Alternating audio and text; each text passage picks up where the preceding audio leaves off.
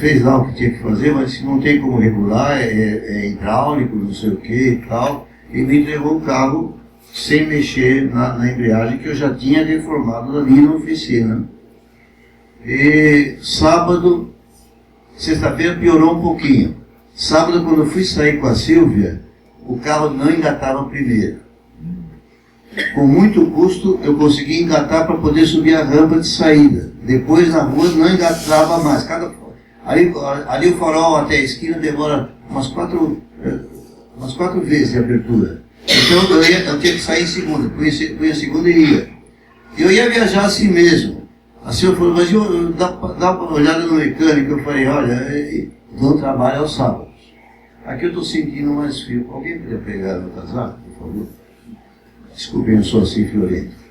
Então, quando eu estava descendo para viajar, mesmo com esse problema da primeira, confiando que não ia piorar, eu olhei para o lado e vi a oficina aberta. E fui lá. Presta atenção, é muito interessante o testemunho e é muito importante para entender como é que Deus trabalha com a gente. Desculpa. Não sei se é coisa do telefone, eu não tenho. É sim. Tá bom, telefone, eu já fui casado. Mas, coitado, eu sempre brinco com ele, mas eu estava uma perseguição, né? O fato é que eu parei na oficina e falei, olha, eu estou para viajar, estou com as malas do carro, tudo, né, interno. E falei, não tá, eu estou com medo de sair para a estrada porque eu guio só por segunda para frente, mas estou preocupado que o carro deu uma pane maior e me largue no meio da estrada no dia do casamento da minha neta, porque nós só vimos o casamento da Cristiana. É uma coisa que não dava para... Aí eu falei com o gerente da oficina, ele começou a examinar, mandou fazer um sangramento lá na embreagem, pá, e parece que a coisa não estava dando certo. Tinha um senhor, que depois eu fiquei sabendo que ele é o dono da franquia, da oficina, não sei, e ele estava lá também olhando o que estava acontecendo, e eu falando que eu tinha aqui um casamento, que eu não podia deixar de viajar, e papapi, papapá. Quando o carro não estava conseguindo ser consertado, eu falei, bom, acho que eu vou ter que alugar um carro para poder ir. E, não sei se tem loja aberta, ele começou a ver lá no computador, o gerente começou a ver no computador uma loja Unidas, Localiza, enfim, alguma coisa. De repente, aquele homem se vira para mim, ele deve ter uns 50 e tantos anos, talvez 60, ele vira para mim e fala, você vai com o meu carro. Eu falei, como? Primeira vez, aliás, eu tinha visto uma outra vez, segunda vez que eu vi esse homem na minha frente. E ele me oferece o carro. Eu falei, não, mas eu não gosto de carro que não é meu, não sei o que, não tem problema, o carro está tudo em ordem, papá. Eu falei, mas como é que é isso? Eu estava relutante em aceitar, mas ele insistiu. Acabei pegando, era um carro meio velho, não sei que ano que pode ter aquele carro, mas é um Corolla bom e dramático. Não, dramático não é, automático. E com o ar-condicionado, que o meu estava com o ar-condicionado quebrado. E teto solar. Teto solar não abriu. Amados, ele me pôs o carro na mão, ele não me conhece, ele só sabe que eu faço serviço na oficina. Mais nada. E de repente, eu estou na estrada com um carro que não é meu. Aí eu falei, quanto vai custar? Não, você não vai pagar nada. Você é cliente aqui, então... Um milagre extraordinário. Eu falei, Deus põe um carro na minha mão de uma pessoa que eu estou conhecendo agora, sem nenhuma garantia, sem nada. Mas é uma coisa absurda, a graça de Deus em nossa vida. E eu fiquei maravilhado, fiquei boquiaberto. Eu saí para abastecer o carro e eu não sabia o que estava acontecendo. Assim, sabe, eu fiquei meio... passado, aí fui pegar, aí viajamos, voltamos, eu estou com o carro aqui na porta para devolver esse amanhã cedo na oficina. Mas é uma coisa que é extraordinária, Deus nos trata assim, na palma da sua mão.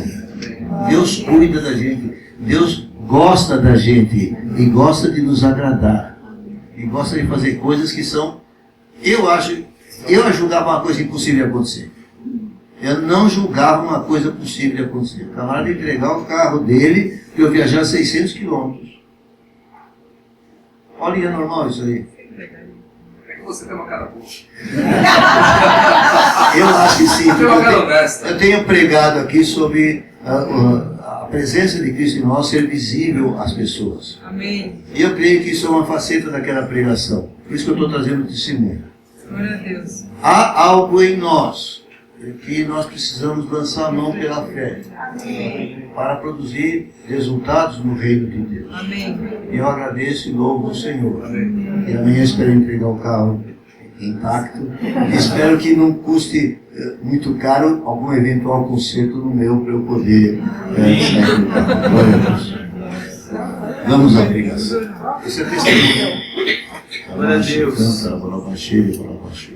Eu sou muito grato a Deus. Aí o casamento foi legal, está casada a minha neta, glória a Deus, foi uma bênção e estamos aqui de volta para pregar.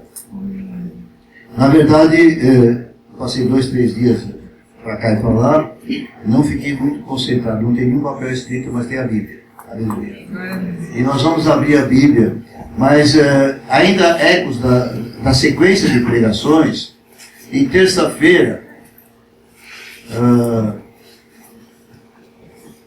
nós cantamos a doxologia. Não é doxologia, como é que chama mesmo aquilo? Qual a profundidade das riquezas? Eu vou ler.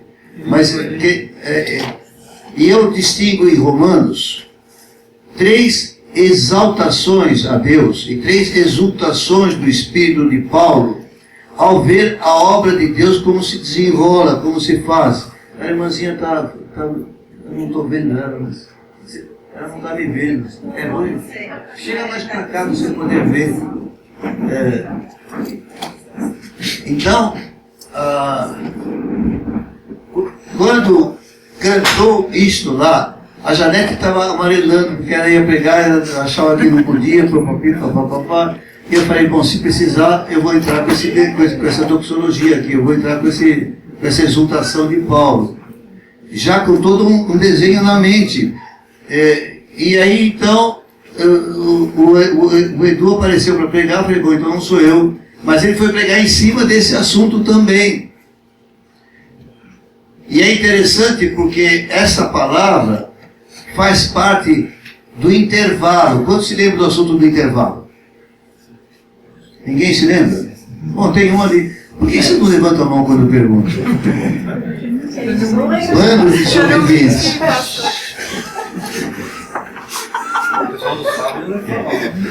O Fábio está fazendo estudo das 70 semanas de Daniel, estudo profético. E volta à última parte. Mas ele fez toda a defesa da prova do intervalo que Deus está promovendo na história da humanidade.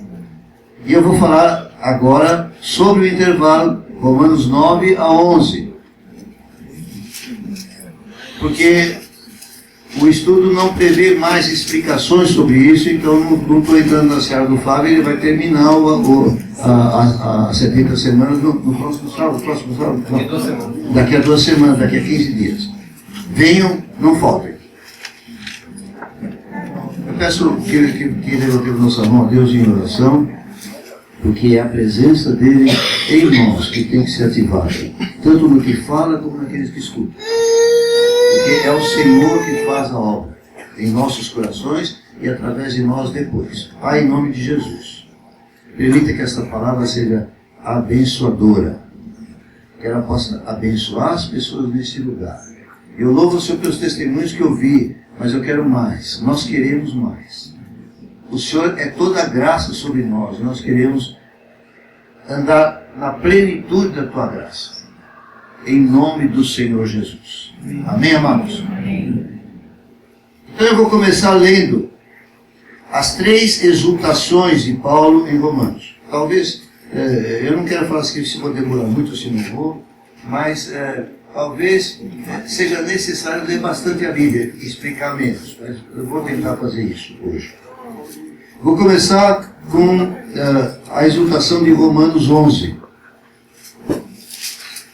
os versículos 33 a 36, que nós cantamos também num cântico espiritual muito gostoso, mas hoje não. Abriram? Ó profundidade da riqueza, tanto da sabedoria como do conhecimento de Deus. Quão insondáveis são os seus juízos e quão inescrutáveis os seus caminhos. Quem, pois, conheceu a mente do Senhor? Ou quem foi o seu conselheiro? Ou quem primeiro deu a ele para que ele venha a ser restituído? Porque dele, e por meio dele, e para ele, são todas as coisas. A ele, pois, a glória eternamente. Amém. É interessante que o Edu tomou isso aqui e começou a pregar, mas ele foi para frente. Porque no capítulo 12, verso 1, Paulo fala: rogo-vos, pois por causa disso, rogo a vocês, irmãos, pelas misericórdias de Deus, que apresenteis o vosso corpo e também transformar pela renovação da vossa mente. E ele foi por aí. Paulo, vendo a sabedoria de Deus, começou a exortar o povo a andar nessa sabedoria. Foi também para Coríntios, onde falou sobre a sabedoria humana e a sabedoria de Deus, coisa foi abençoada. Mas eu estava vendo outra coisa. Ele viu para frente, eu vi para trás. Na verdade, Paulo tem essa exclamação, depois de escrever 3 capítulos sobre a relação de Deus com Israel. Eu quero voltar um pouco para Romanos 8, onde tem a primeira grande exultação de Paulo. Versículo 35. Começa com uma pergunta: quem nos separará do amor de Cristo? Será tribulação, ou angústia, ou perseguição, ou fome, ou nudez, ou perigo, ou espada? E no verso 37 ele fala: em todas estas coisas, porém, somos mais que vencedores por meio daquele que nos amou. Porque eu estou bem certo que nem a morte, nem a vida, nem os anjos, nem os principados, nem as coisas do presente, nem do porvir, nem os poderes, nem a altura, nem a profundidade, nem qualquer outra criatura poderá separar-nos do amor de Deus que está em Cristo Jesus, nosso Senhor. É o capítulo 8. Mas esse capítulo, esta exultação encerra todo o ensino de Paulo do capítulo 1 até o capítulo 8 de Romanos. Eu não vou ler e estudar, mas eu vou mencionar alguma coisa, porque eu acho importante. E depois de ensinar tudo aquilo que ele ensina, do capítulo 1 até o capítulo 8, ele exulta dessa forma. Coisa tremenda a obra de Deus. E a última exultação de Paulo é ao final do capítulo, do livro de Romanos, o capítulo 16, versículo 25. E depois de completar o ensino com a parte prática, que é do capítulo 12 ao 16, Paulo encerra desta forma: ora, há aquele que é poderoso para vos confirmar, segundo o meu evangelho e a pregação de Jesus Cristo, conforme a revelação do mistério guardado em silêncio nos tempos eternos, e que agora se tornou manifesto e foi dado a conhecer por meio das Escrituras proféticas, segundo o mandamento do Deus eterno, para a obediência por fé entre todas as nações, ao Deus único e sábio, seja dada glória, por meio de Jesus Cristo, pelos séculos dos séculos. Estamos nesse processo. Seja dada glória a Ele, por meio de Jesus Cristo, e por meio dos seus discípulos, dos seus servos, de todos nós. Amém? Amém. Mas antes de voltar para Romanos e explicar um pouco sobre 9 a 11, que é o meu objetivo hoje, eu preciso ler um trecho de Efésios. E não é um trecho muito pequeno, mas é necessário. Porque em Efésios, no capítulo 2, do versículo 11 para frente, Paulo dá uma explicação sobre esse tempo que nós vivemos, o tempo do intervalo. O intervalo entre o quê? O intervalo entre a vinda de Jesus, a sua obra completa, a sua morte na cruz, sua ressurreição, sua ascensão ao céu, e aí começa o intervalo até a volta de Jesus para estabelecer o seu reino milenar. Nesse tempo presente, Paulo ensina alguma coisa aqui em Efésios 2. Leiam comigo, por favor. Verso 11. Portanto, lembrai-vos de que outrora vós, gentios da carne, chamados em circuncisão por aqueles que se intitulam circuncisos da carne por mãos humanas. Então ele está falando a um grupo de pessoas que não são judeus, são gentios. Naquele tempo vocês estavam sem Cristo. Vocês estavam separados da comunidade de Israel, estranhos às alianças da promessa, não tendo esperança e sem Deus no mundo.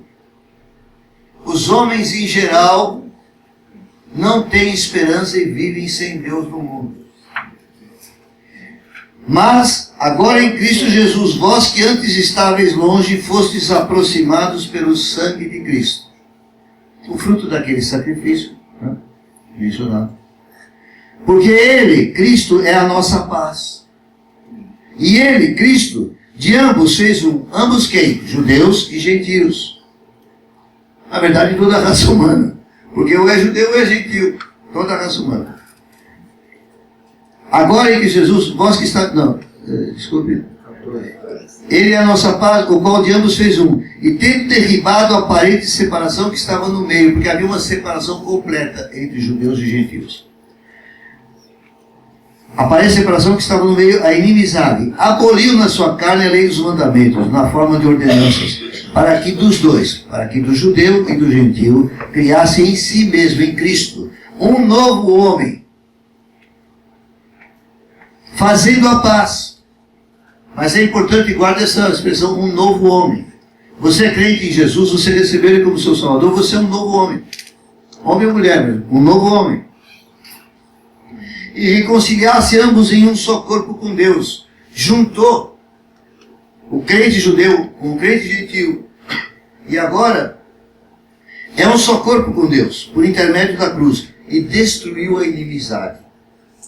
E vindo, evangelizou paz a vós outros que estavam longe, aos gentios. E paz também aos que estavam perto, aos judeus, crentes agora. Porque por ele ambos temos acesso ao Pai em um Espírito. Assim já não sois estrangeiros e peregrinos, mas concidadãos dos santos, e sois da família de Deus. É isso que Deus está fazendo nesse intervalo, entre a morte de Cristo e o seu retorno. O que Deus está fazendo aqui é estabelecendo a família de Deus, formada de judeus e gentios crentes. Edificado sobre o fundamento dos apóstolos e profetas, sendo Ele mesmo, Cristo Jesus, a pedra angular. Quando nós voltarmos a Romanos, vocês vão ver. Mas aqui não fala mais de Moisés e daquilo que Moisés estabeleceu, a lei. Mas fala do fundamento dos apóstolos e dos profetas. Estamos em outra dispensação, no qual todo o edifício bem ajustado cresce para santuário dedicado ao Senhor. A igreja é santuário, é templo dedicado ao Senhor, no qual também vós juntamente estáis sendo edificados para a habitação de Deus no Espírito. Estamos aqui reunidos, é a habitação de Deus no Espírito. Deus queria, quando fez o tabernáculo, um lugar onde pudesse se reunir com o seu povo. Agora Ele tem na igreja, nesse tempo do intervalo. Está entendendo? Tem coisa muito interessante no capítulo 3, mas eu acho que eu não vou ler, a não ser o verso 8 para frente. A mim, o menor de todos os santos, me foi dada esta graça de pregar aos gentios. Você tem essa graça de pregar a gentios e a judeus que ainda não creem. Esta graça de pregar aos gentios o evangelho das insondáveis riquezas de Cristo e manifestar qual seja a dispensação do mistério desde os séculos oculto em Deus, que criou todas as coisas. Esse tempo de intervalo, Paulo aqui chama dispensação do mistério, algo que Deus planejou fazer, mas que não era conhecido, mas agora é revelado. Ele estava oculto em Deus, mas agora Deus abre uma parte do seu plano eterno para a humanidade. Para que pela igreja a multiforme sabedoria de Deus se torne conhecida agora dos principados e potestades dos lugares celestiais. Amém. A igreja está aqui para provar ao mundo a grandeza de Deus. E principados e potestades, inimigos, demoníacos, vão ter que ver a sabedoria de Deus expressa através deste povo simples que está aqui reunido. Você pode crer nisso? Amém. Segundo o eterno propósito que estabeleceu em Cristo Jesus nosso Senhor. Amém? Bom, vamos voltar para o nosso. Deu para entender? Neste intervalo, Efésios explica o que Deus está fazendo com gentios que se convertem e crentes que creem em Jesus, e judeus que creem em Jesus. Está fazendo um povo, uma nova raça. Você faz parte dessa nova raça. Essa nova raça vai ser arrebatada, vai ser transformada. Aqueles que morreram vão ressuscitar e vão reinar com Cristo. Ainda na terra. Depois tem o propósito eterno que eu já falei aqui outras vezes, não vou poder repetir hoje. Vamos voltar lá para Romanos? Quero fazer uma breve síntese de Romanos até o versículo, até o capítulo 8, depois eu vou ler 9 a 11. Capítulo 2, eu vou falar pelos subtítulos, que não são inspirados, mas servem para nós pegarmos o que está sendo falado. Os gentios e os judeus igualmente culpados, e fala do juízo de Deus. Paulo estabelece aqui uma base já conhecida pela lei, o juízo de Deus, mas ele fala, o gentio e os judeus são igualmente culpados. Os judeus são indesculpáveis, ele vai seguindo falando. E fala quem é o verdadeiro israelita, que não é porque nasceu israelita que é o verdadeiro israelita, é aquele que tem o coração trabalhado por Deus, para a fé. Paulo começa a responder objeções. Depois ele começa a argumentar que todos os homens na condição de pecadores, começa a explicar a justificação pela fé em Cristo. Eu já estou no capítulo 3, lá no final. Usa o exemplo de Abraão para mostrar essa justificação pela fé. Depois do capítulo 5 tem uma coisa muito importante que ele ensina, a justificação pela fé e a paz com Deus. E está escrito no 5:1, justificados, pois, mediante a fé, temos paz com Deus por meio de nosso Senhor Jesus Cristo. Ele começa a demolir a lei de Moisés como regra de vida, porque está dizendo que Cristo estabeleceu uma nova lei, um novo princípio, a justificação pela fé e a paz com Deus. Continua argumentando, no capítulo 6 ele fala, você pode ser livre do pecado pela graça, não pelas obras. A graça nos livra do pecado. Você não precisa continuar escravo do pecado. A graça te dá esta liberdade. E avança a lei, a escravidão e a graça, a lei e o pecado. E, finalmente, no capítulo 8, nenhuma condenação há para os que estão em Cristo Jesus, que não andam segundo a carne, mas que andam pelo Espírito. É o povo que habita esse intervalo entre a morte de Jesus e a sua ressurreição e a sua vida. Este é o povo desse tempo. Nós fazemos parte desse povo. Amém? Ok. Aí tem aquela doxologia, aquela exultação, onde ele fala que nem a morte nem a vida podem nos separar do amor de Deus que está em Cristo Jesus. E começamos a argumentação de Paulo no capítulo 9. Eu vou tentar destacar alguns pontos. Primeiro, ele está tratando da incredulidade dos judeus e fala como ele fica triste por ver que os irmãos dele, que tinham todas as promessas de Deus para a sua vida, agora estão se desviando completamente daquilo que era o propósito de Deus para eles. No verso 4 está escrito, eles são israelitas, pertence-lhes a adoção e também a glória, as alianças, a legislação, o culto e as promessas. Deles são os patriarcas, Abraão, Isaac, Jacó. E também deles descende o Cristo segundo a carne. Então ele está manifestando sua tristeza, porque de repente, nesse intervalo, os judeus são postos de lado, como nação.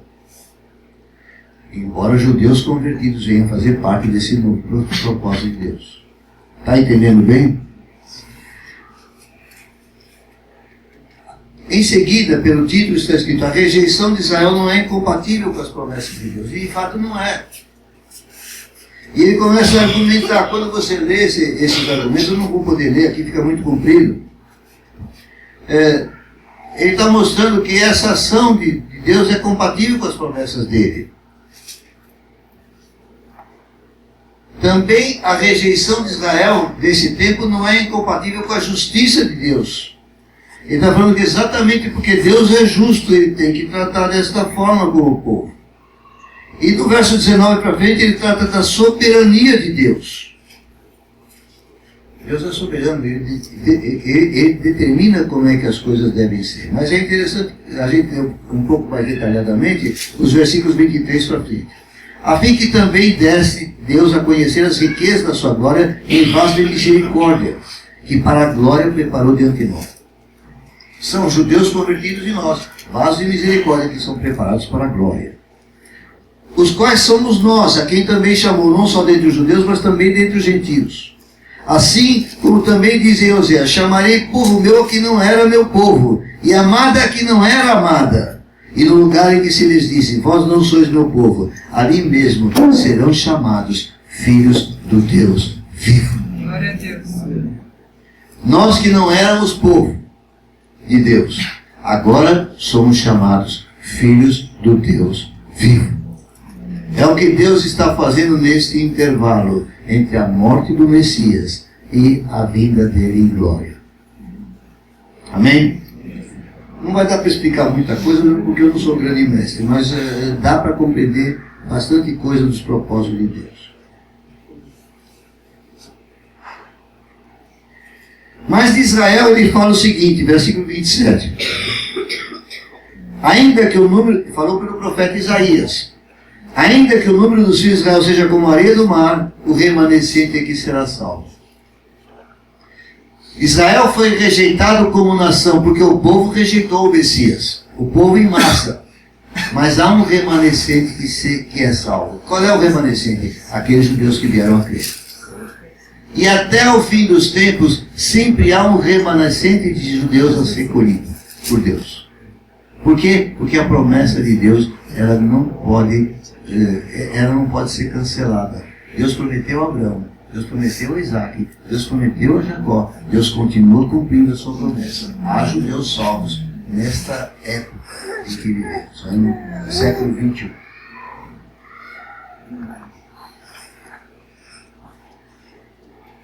E em seguida ele começa a argumentar que Israel é responsável pela sua rejeição.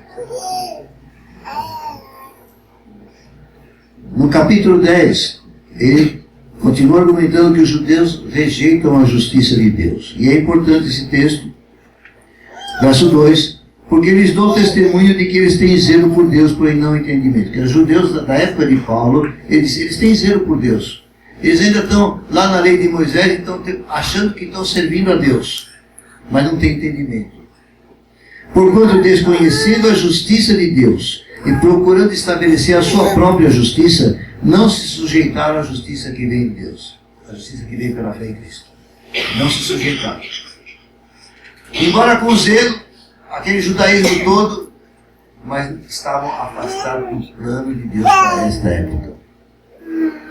E o verso 4 diz: porque o fim da lei é Cristo, para a justiça de todo aquele que crê.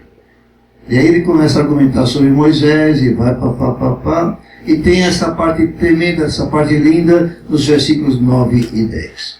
Se com a tua boca confessares de Jesus como Senhor, e em teu coração creres que Deus o ressuscitou dentre os mortos, serás salvo. Porque com o coração se crê para a justiça, e com a boca se confessa a respeito da salvação. Até hoje é usado esse texto para ensinar como alguém pode entrar em relação com Jesus. E o verso 13, uma afirmação forte de Deus. Todo aquele que invocar o nome do Senhor será salvo. E uma exortação a nós, nesse tempo do intervalo. Como, porém, invocarão aquele em quem não creram? E como crerão naquele de quem nada ouviram? E como ouvirão se não há quem pregue? E como pregarão se não forem enviados? Como está escrito, quão formosos são os pés dos que anunciam coisas boas. Essa expressão, não sei se é poética, Fábio, mas essa expressão, essa figura que Paulo usa, ilustra que, na verdade, nós somos chamados a sair e andar pelo mundo. Por isso que fala dos pés. Hein? Metonímia, bonito nome. Não tem muita importância para nós agora, mas... É que você perguntou. Eu agradeço, eu não estou desprezando. R$10, né? Mas você pode ler isso, por que formosos pés? Porque, na verdade, somos missionários. O missionário caminha, o missionário anda. O missionário percorre a terra procurando quem pode achar. Ele estava lá na escola, aquela pessoa precisa, aquela pessoa precisa, aquela pessoa precisa. Então você vai lá e exerce esse trabalho missionário e leva Cristo às pessoas. A irmã veio aqui falando da sua ânsia nessa atividade que é profissional, mas que ela quer que seja uma atividade missionária da sua vida. Que Deus abençoe isso em nome de Jesus. Amém. Em seguida, Paulo argumenta que Israel não pode alegar falta de oportunidade.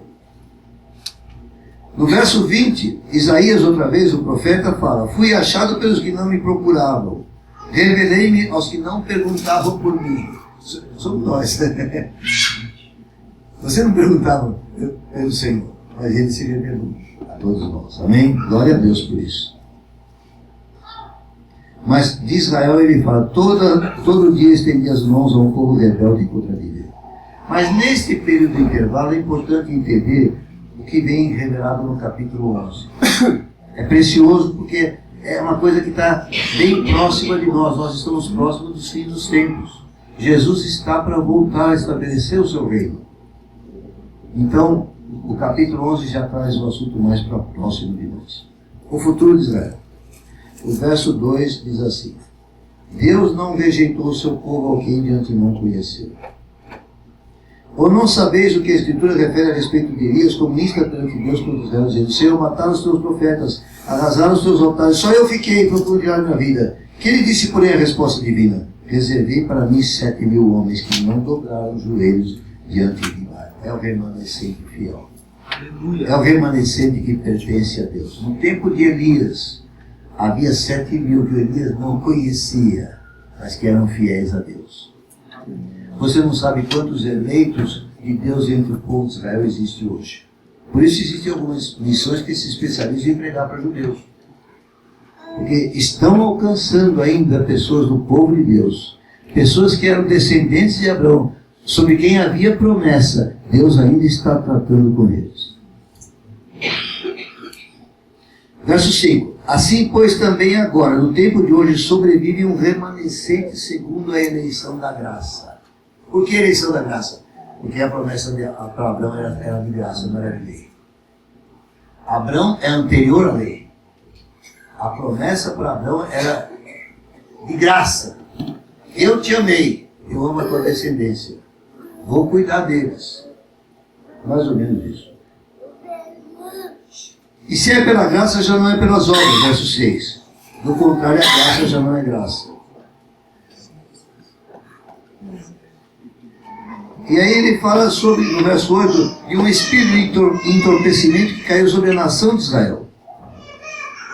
Eles não conseguiam mais enxergar o Messias. Torne-se-lhes a mesa em laço e armadilha, em tropeço e punição. Escureçam os olhos. Mas o subtítulo seguinte é tremendo. Fala: a rejeição de Israel não é final. Quando a igreja se estabeleceu em Roma, e se estabeleceu o Vaticano, se estabeleceu uma nação cristã, se assim pode dizer, debaixo de um rei humano, o Papa, eles deram Israel como definitivamente condenado. Acabou. Não tem mais Israel. Não tem mais a ver com eles. E moveram perseguição a Israel e tudo mais. A igreja cristã apóstata daquele tempo entendeu tudo errado e condenou Israel para sempre. Para aquela maneira de ver o mundo, Israel não tinha mais chance com Deus. Mas Deus está dizendo que a rejeição não é final. E fala que a transgressão deles, verso 12, redundou em riqueza para o mundo, o abatimento em riqueza para os gentios. E no verso 11 diz, mas pela transgressão de Israel veio a salvação aos gentios, para pôr Israel em ciúmes. É o tempo presente, é o intervalo. Mas no verso 15 ele argumenta mais alguma coisa. Se o fato de terem sido eles rejeitados trouxe reconciliação ao mundo, o que será o seu restabelecimento se não vir dentre os nossos? Ele está dizendo, quando Deus restabelecer Israel, a plenitude vai acontecer. O rei vai estar aqui. E vai ser um reino de justiça e de paz. Um reino milenar de Cristo. É isso que ele está falando. É o fim do intervalo. Se forem santas as primícias da massa, igualmente o será a sua totalidade. Se for santa a raiz, também os ramos serão. E aí ele faz aquela argumentação. Olha a figura de linguagem aqui. É uma metáfora. E nos chama de oliveira brava, que fomos enxertados. E nos tornamos participantes da raiz e da seiva da oliveira. Mas ele fala, igreja de Cristo, não se glorie contra os ramos. Não se levante contra Israel. Não condene Israel, você não sabe o que está fazendo. Não é você que sustenta a raiz, mas a raiz é que te sustenta. Alguns ramos foram quebrados para que nós fôssemos enxertados. Bom, pela incredulidade deles foram quebrados. Você, porém, mediante a fé estás firme. Não te ensoberbeças, mas teme. Igreja não é para ficar soberba por causa do que Deus está fazendo, mas ficar grata, temerosa do temor. O temor de Deus aqui é respeito pela sabedoria, pela soberania de Deus. Respeita isso. Porque se Deus não poupou os ramos naturais, também não te poupará. Esta ameaça, queridos, não é individual. Você foi salvo, ninguém pode separar do amor de Cristo. Essa ameaça é coletiva. Os gentios vão entrar num assunto terrível. Eles vão se levantar contra o Messias, mais uma vez. Vão estabelecer guerra. É o tempo da tribulação, depois o tempo da grande tribulação. E os gentios vão entrar num julgamento terrível de Deus. Quando você vê em Apocalipse, milhões vão morrer, vão ser flagelados. É disso que ele está falando. Verso 22. Considerai, pois, a bondade e a severidade de Deus, para com os que caíram severidade, mas para contigo a bondade de Deus. Se nela permaneceres, de outra sorte também tu serás cortado. Outra vez, não é individual essa ameaça, é coletiva. É aos gentios como um coletivo, como um conjunto de pessoas. E aí fala sobre Israel. Eles também, se não permanecerem na incredulidade, serão enxertados, pois Deus é poderoso para os enxertar de novo. Aqui aparece mais uma vez o que era prometido aos profetas, que Israel teria um tempo de restauração futura. Se fosse cortada, que por natureza era a oliveira brava, e contra a natureza enxertada em boa oliveira, quanto mais não serão enxertados na sua própria oliveira aqueles que são os ramos naturais. Há parcelas dos ramos naturais que vão ser enxertados de novo. Quando Jesus voltava, era uma grande conversão de judeus. Porque não quero, irmãos, que ignoreis esse mistério, para que não sejais presumidos em vós mesmos. Verso 25. Que veio endurecimento em parte a Israel, até que haja entrado a plenitude dos gentios. No projeto de Deus, há um número de gentios a ser salvo. Assim como havia um número de Israel, por promessa a Abraão, agora há também um número de gentios a ser salvo. E quando entrar essa plenitude, Deus começa a completar a história. E nesse tempo se declara, todo Israel será salvo. Todo Israel daquele tempo será salvo. Virá de Sião o libertador, ele apartará de Jacó as impiedades. Esta é a minha aliança com eles quando tirar os seus pecados. Quanto ao Evangelho, são eles inimigos por vossa causa. Quanto, porém, à eleição, Abraão, Isaque e Jacó são amados por causa dos patriarcas. E aqui um verso que nós gostamos de usar nos pentecostais, os crentes em geral, e que é uma grande verdade de Deus que Paulo está aplicando aos judeus. Porque os dons e a vocação de Deus são irrevogáveis. O que Deus prometeu a nós nesse tempo de intervalo também é irrevogável. Ele não volta atrás. Prometeu salvação em Cristo, você creu, recebeu, é irrevogável. Recebeu dons de Deus, ainda que você rasteje na lama e não devia rastejar. Aquele dom está em você, porque os dons e a vocação de Deus são irrevogáveis. De modo que se você se sente rastejando na lama, levante-se. Arrependa-se e volte às práticas das primeiras obras. Volte ao primeiro amor. Porque o dom e a vocação estão em você. Glória a Deus. Eles são irrevogáveis. Você tem restauração permitida para você. O grande servo de Deus que me influenciou muito, Sérgio Lopes, ele conta que passou um tempo voltando ao pecado e andando na lama.